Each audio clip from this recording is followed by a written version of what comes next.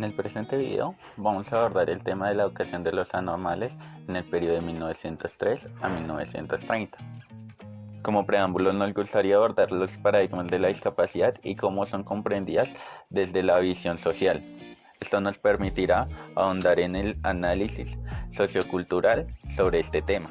El primer paradigma sería el paradigma tradicional. Este paradigma se enmarca en una visión mítico-religiosa, el cual es el más antiguo. Dentro de este paradigma se ubican las prácticas que involucran el exterminio, la marginación y la segregación.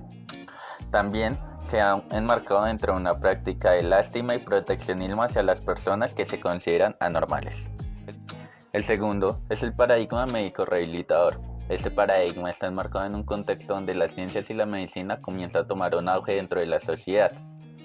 Este intenta la recuperación de las personas que se consideran deficientes y pues que han nacido con una discapacidad que se considera como un obstáculo para la vida social y laboral. El último paradigma es el paradigma social o de derecho. Este paradigma es el más reciente y se ve a las personas con discapacidad desde una vista más social.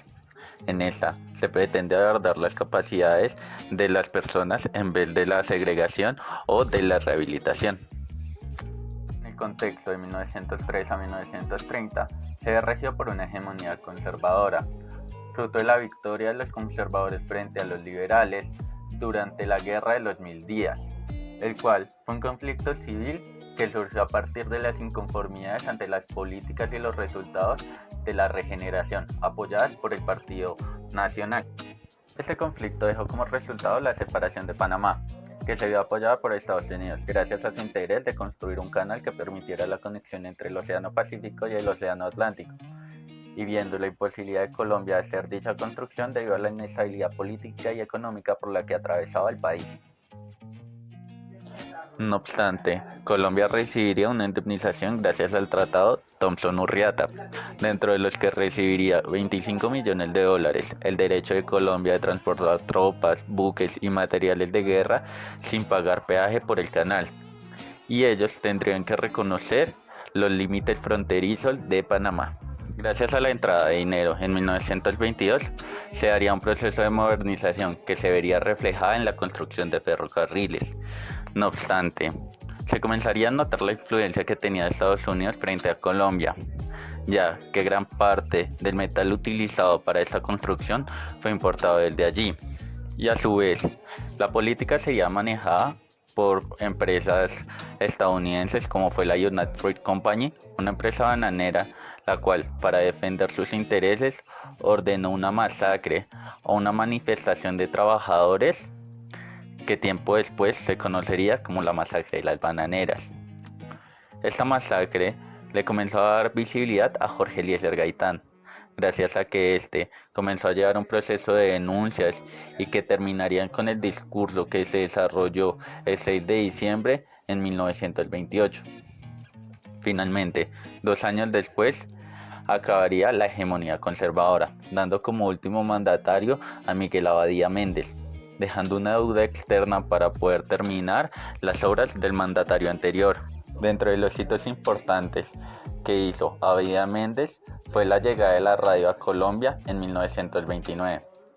Ya en 1930, el mandato sería asumido por Enrique Olaya Herrera, un liberal. En el siguiente apartado veremos cuál es la situación de las personas con discapacidad en el contexto de la hegemonía conservadora.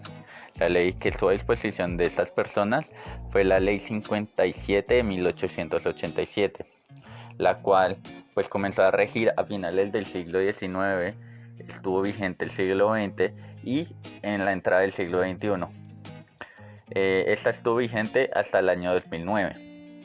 Y la cual se fue modificando poco a poco pues para darle vigencia durante todo el siglo XX. El término discapacidad mental fue agregado recientemente a la norma, ya que este es el reemplazo para el término demente.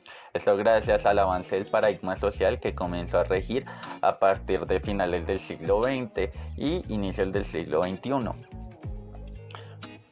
Dentro de la Ley 57 de 1887 se establecen unas reglas relativas a defectos físicos y morales, entre las cuales se encontraba la demencia, la ceguera y los mudos, las cuales son incapaces de dirigir tutela o curaduría.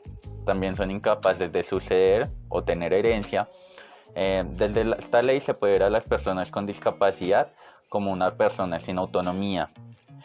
Esto también está reglamentado entre el artículo 555 de la Ley 57, que dicta que los frutos de sus bienes y en casos necesarios y con autorización judicial, los capitales se emplearían principalmente para aliviar su condición y procurar su establecimiento.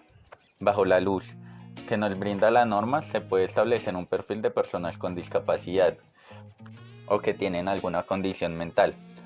Estas son carentes de todo juicio y como son profundamente discriminados y segregados, los cuales tienen que estar bajo la tutela de alguien o son incapaces de manejar siquiera sus propios bienes, estos se dedicarán únicamente a curarlos. Viendo así una relación entre el paradigma rehabilitador y el de la prescindencia o tradicional, en el cual pues si no se puede curar, se va a aislar y van a tener que estar bajo la tutela necesariamente de alguien. Antes de pasar al apartado educativo, hay que definir lo que es un anormal. Con base en esto, Gloria Janet Orjuela Sánchez, en su trabajo de investigación presentado para el Magíster en Educación, Los Anormales en la Escuela Colombiana, Institucionalización de su Educación en la primera mitad del siglo XX, nos aclara que la categoría anormal tiene que ver con el individuo a corregir, relacionado directamente con la familia y las instituciones cercanas a ella. La escuela, la iglesia, el barrio, la calle. Es una figura confusa, pues justamente aparece en la medida en que es incorregible y como resultado de la incapacidad de las instituciones para albergarlo, pues con sus reglas y métodos han fracasado, el anormal es un incorregible, pues requiere un espacio en donde logre su corrección. Uno de los lugares apropiados para ello será la escuela. En la educación de 1903 a 1930 se puede ver como una de las características principales del paradigma tradicional se vincula estrechamente con la ley, ya que como indica el artículo primero de la Ley 39 de 1903, la educación será dirigida en coordinación entre el Estado y la Iglesia Católica, donde uno de sus principales elementos a la formar sería el ético-moral. No obstante, dentro de estos artículos se vería totalmente excluida cualquier normativa en la que se hable de las personas con discapacidad y en cualquier conducta disruptiva dentro o fuera del aula será corregida por los maestros como dicta el decreto 491 en su artículo 52. Los instructores públicos tienen plena autoridad sobre los niños en todo lo que se refiere a su educación y debe vigilar incesantemente la conducta, no solo dentro de la escuela sino fuera de ella, excepto dentro de los límites de la casa paterna. Cuidarán, por tanto, de que el niño adquiera en su manera de palabra y acción hábitos de urbanidad y los ejercitarán en la práctica de los deberes que el hombre bien educado tiene para con la sociedad en la que vive. Esta norma contemplaría el uso de la violencia al menos en los primeros años de este siglo, como muestra Mejía Correa sobre el castigo físico dirigido a la infancia. En 1911, por medio de la resolución 23 del 17 de mayo, se prohibió el uso de la férula en las escuelas públicas. No obstante, esto se tendría que volver a recordar años más tarde cuando el ministro de Instrucción Pública, Alberto Portocarrero, tuvo que recordar la norma. Pero una parte de los maestros ignorarían esta norma, ya que este tipo de castigos físicos seguirían siendo usados por gran parte del siglo XX. Es precisamente en esta relación entre los anormales y la sociedad en donde comienzan a jugar un papel la exclusión e infantilización de las personas, en donde no pueden tener derechos sobre sus cuerpos y comienzan a surgir la principal característica del paradigma de la exclusión, en donde se les encierra primero en las escuelas, donde las personas se tienen que adaptar a la vida normal a pesar de su condición, quitándoseles una parte de su ser, teniendo que fingir que se adaptan en lo más posible a la comunidad, o por otra parte, el ser excluidos, minimizados y tenidos que dejar bajo la tutela de alguien, bien sea un tutor o una institución donde se les pueda encerrar. Dentro de la conclusión y avance histórico se ve como fundamental los procesos de cambio de paradigma. Durante gran parte del siglo XX predominó el paradigma tradicional y rehabilitado, que inclusive hoy en día sigue estando presente dentro de la sociedad por la desinformación de docentes y padres, donde sigue siendo un gran problema a analizar.